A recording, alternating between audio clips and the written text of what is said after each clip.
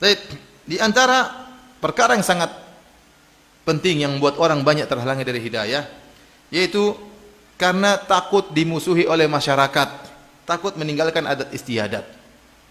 Dan ini adalah sebab yang paling parah yang menyebabkan orang tidak dapat hidayah. Ya. Lihatlah, Allah berfirman tentang orang-orang musyrikin. Tatkala Nabi SAW mendakwahkan Islam kepada mereka, kata mereka, Inna wajadna aba'ana ala ummah, wa inna ala atharihim muqtadun. Kami telah mendapati orang tua kami di atas suatu jalan, dan kami tinggal ngikut saja. Kami tidak ingin keluar daripada tradisi nenek moyang. Kami tidak ingin keluar dari tradisi nenek moyang. Jadi, tradisi ini masalah yang buat seorang susah menerima kebenaran. Kenapa tidak ingin keluar dari tradisi? Kenapa kalau dia keluar dari tradisi akan dicela? Dalam ayat yang lain, wa idza qila lahum ta'alu ila ma anzalallahu ila rasul qalu hasbuna ma wajadna alaihi aba'ana. Tatkala dikatakan kepada mereka, kemarilah kepada apa yang diturunkan oleh Allah dan kepada rasulnya, maka mereka mengatakan cukup apa yang kami dapati ayah-ayah kami. Jadi cukup ajaran ayah kami, sudah cukup nenek moyang kami. Tidak ingin merubah ajaran nenek moyang. Inilah yang menjadikan Abu Thalib tidak mau masuk Islam, karena tidak ingin keluar dari adat nenek moyang. Padahal dia telah berkata, walaqad alimtu bi anna dina Muhammadin min khairi adyanil bariyati dina, walaulal malamatu au hidharu masabbatin lawajadtani samhan bidzaka mubina. Sungguh saya telah tahu bahwasanya agamanya Muhammad adalah agama manusia yang terbaik. Kalau bukan karena takut dicela, kalau bukan karena takut dihina oleh masyarakat, kau akan dapati aku akan terima agamanya Muhammad. Waktu Rasulullah SAW mengatakan, wahai Abu Thalib, pamanku, ucapkan la ilaha illallah, aku akan bela engkau. Abu Jahal mengatakan, satu kalimat saja sudah cukup membuat Abu Thalib tidak beriman. Kata Abu Jahal, atarghabu an millati Abdul Muttalib, kau benci dengan agama nenek moyangmu? Kau benci dengan agama bapakmu? Abu Thalib tidak bisa berkutik. Kenapa? Abu Jahal mengingatkan tentang tradisi. Seakan-akan dia berkata, kau ingin keluar dari tradisi nenek moyangmu? Abu Thalib tidak mampu keluar dari tradisi nenek moyangnya. Membuat dia akhirnya meninggal dalam kondisi apa? Musyrik. Karena berpegang teguh dengan apa? Tradisi. Ini bahaya seperti ini. Sebagian orang tahu itu tradisi syirik, tetap aja dijalankan. Kenapa? Tradisi nenek moyang. Tidak mau ditinggalkan. Dia tahu tradisi ini salah, dan meninggalkan tradisi sangat susah. Bahkan umat Islam terjebak dengan tradisi. Saya bayangkan ya. Contoh di tanah air kita, di sebagian daerah tersebut, mungkin Anda tahu, tapi saya tidak ingin menyebutkan. Jadi daerah tersebut dikenal banyak ulama muncul dari daerah tersebut. Tetapi sampai sekarang masih ada tradisi kalau nikah yang bayar mahar perempuan. Ini tradisi menyelisih Islam atau tidak? Tapi mereka tidak bisa rubah karena tradisi sangat kuat, berat. Keluar dari tradisi itu bukan perkara yang susah, bukan perkara yang ringan, kecuali orang yang punya jiwa yang besar. Padahal dari kota tersebut banyak ulama yang muncul, ulama-ulama top. Tetapi sampai sekarang tidak bisa mereka tinggalkan tradisi itu, bahwasanya kalau menikah yang bayar mahar apa? Perempuan. Tradisi. Ada satu daerah, satu pulau, banyak orang hafal Quran dari pulau tersebut. Banyak imam-imam berasal dari pulau tersebut. Tapi sampai sekarang tradisi masih berjalan. Kalau ingin menikah, maka laki-laki culik itu sang wanita, dibawa pergi. Nanti kemudian disambut untuk dinikahi. Kan nggak boleh seperti ini. Cewek dibawa pergi, entah pergi terus ngapain aja, kan khalwat, nggak boleh. Tapi tradisi itu tidak bisa ditinggalkan, bahkan dari orang-orang Islam sendiri. Padahal tempat tersebut banyak orang hafiz-hafiz apa? Quran. Kenapa? Itu tradisi, tidak bisa ditinggalkan. Maksud saya, tradisi itu perkara yang sangat, kata Ibnu Qayyim menjelaskan, ini perkara yang sangat membuat orang terhalang dari hidayah. Lihat Abu Thalib tidak bisa dapat hidayah gara-gara tidak mau meninggalkan tradisi. Oleh karenanya di antara julukan yang paling sering diberikan kepada Nabi adalah Sabi. Sabi itu artinya orang yang keluar dari tradisi. Inilah yang membuat Al-Walid ibn Al-Mughirah akhirnya tidak beriman kepada Nabi SAW. Al-Walid ibn Al-Mughirah, sebagaimana disebut dalam buku-buku tafsir seperti tafsir At-Tabari, tafsir Al-Baghawi, kemudian tafsir Ibnu Katsir. Jadi Al-Walid ibn Al-Mughirah, kata Ibnu Katsir rahimahullah, ahadu ru'asa'i Quraisy la'anahullah, salah seorang dari pemimpin besar orang Quraisy. Semoga Allah melaknatnya. Kenapa dia mati dalam kondisi musyrik dan dia diancam neraka oleh Allah Subhanahu wa taala. Ya. Ibnu Abbas bercerita, dakhala al-Walid ibn al-Mughirah ala Abi Bakar bin Abi Quhafah.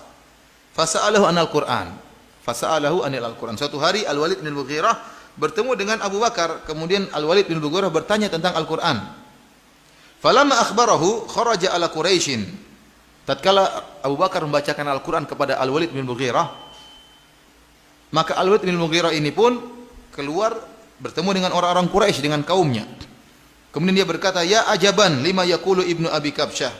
Fa wallahi ma huwa bi syi'rin wala bi sahrin wala bi hadi minal junun." Kata dia, sungguh indah ucapan-ucapan yang dilantunkan oleh Muhammad sallallahu alaihi wasallam. Ucapan-ucapan tersebut, lantunan-lantunan tersebut itu Al-Qur'an, bukanlah perkataan orang gila, bukanlah syair, bukanlah sihir. Karena Walid bin Mughirah pintar, dia tahu ini bukan perkataan sihir, bukan perkataan orang gila, ya. Dan juga bukan perkataan penyair. Wa inna qaulahu lamin kalamillah, dan sungguhnya perkataan itu dari perkataan Allah Subhanahu wa taala. Ya. Tatkala dalam riwayat yang lain mengatakan la halawah wa fiha la talawah, bahwasanya dalam Al-Qur'an yang saya dengar tersebut ada keindahan, ada rasa manis yang saya rasakan waktu saya mendengar lantunan Al-Qur'an tersebut. Maka pembicaraan dia ini didengar oleh Abu Jahal. Abu Jahal bilang, gawat ini. Al-Walid bin Mughirah kalau masuk Islam, orang Quraisy semua masuk apa? Islam. Gawat. Dia enggak boleh masuk Islam. Akhirnya Abu Jahal berkata, ya, jadi orang-orang Quraisy pada mengeluh. Mereka berkata, wallahi, ya, la in saba al-Walid la tasbu Quraisyun. Seandainya Al-Walid keluar dari tradisi nenek moyangnya, mereka mengatakan orang yang masuk Islam namanya sobi, yaitu orang keluar dari tradisi. Kalau Walid masuk Islam, keluar dari tradisi nenek moyangnya, maka orang Quraisy seluruhnya akan masuk Islam. Maka Abu Jahal berkata, ya, ana wallahi akfikum sya'nahu, itu urusan saya. Walid, biarkan itu urusan saya. Maka Abu Jahal pun pergi menuju Walid bin Mughirah. Tatkala dia bertemu dengan Walid bin Mughirah, dia berkata, alam tara ila qaumika qad jama'u laka shadaqah. Wahai Walid, tidakkah kau lihat kaum orang Quraisy sedang mengumpulkan sedekah buat kamu? Maka Walid berkata, alastu aktsarahum malan wa walada, bukankah saya orang yang paling banyak hartanya, paling banyak anaknya, ngapain mereka ngumpulin sedekah buat saya? Ini Abu Jahal hanya bohong saja. Maka Abu Jahal berkata, yatahaddatsuna annaka innama tadkhulu ala ibni Abi Quhafa litusiba min ta'amihi. Mereka bilang kau itu datang bertemu dengan Abu Bakar karena ingin makan di tempatnya, maka kau dengar Al-Quran. Makanya mereka kasihan sama kamu, maka mereka kumpulkan sedekah untuk berikan kepadamu. Ini hanya dongengan siapa? Abu Jahal, dia bohong. Jadi kata orang-orang Quraisy mengatakan kau tadi dengar Al-Quran di rumah Abu Bakar karena kau ingin makan di tempat dia, makanya mereka kasihan, mereka ingin kumpulin sedekah buat kamu. Maka Walid berkata, aqad tahaddatsa bihi ashirati, apakah orang-orang Quraisy sudah bercerita seperti itu, menuduhku seperti itu? Fala wallahi la aqrabu ibn Abi Quhafah wala Umar wala ibn Abi Kabsyah. Kata dia, demi Allah saya tidak akan dekat lagi kepada Abu Bakar, dan saya tidak akan lagi dekat kepada Umar, dan saya tidak akan lagi dekat-dekat dengan Muhammad sallallahu alaihi wasallam. Wa ma qawluhu illa sihrun yu'thar.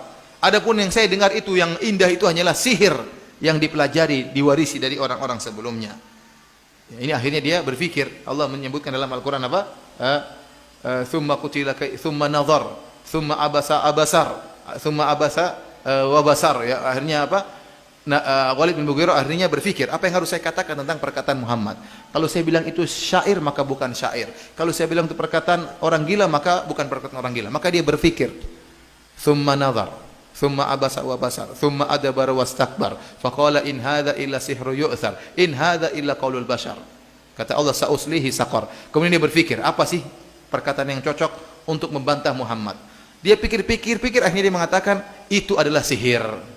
Kalau saya bilang itu syair, orang Arab tahu itu bukan syair. Kalau saya bilang perkataan orang gila, orang-orang Quraisy tahu itu bukan perkataan orang gila. Supaya benar saya bilang aja itu sihir. Akhirnya kata Allah, dan saya katakan in hadza illa qaulul bashar, ini bukan perkataan Allah tapi perkataan manusia.